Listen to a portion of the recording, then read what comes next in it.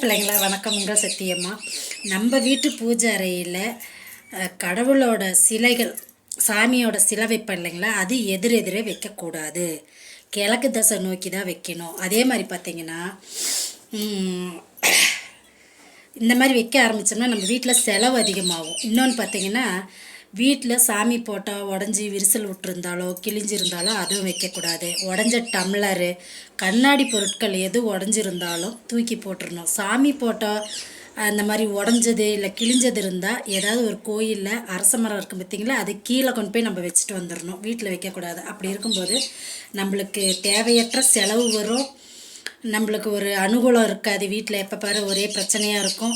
அதனால் எப்பயுமே நம்ம சாமி போட்ட விஷயத்தில், சாமி விஷயத்தில் கரெக்டாக கண்ணும் கருத்துமாக இருக்கணும்.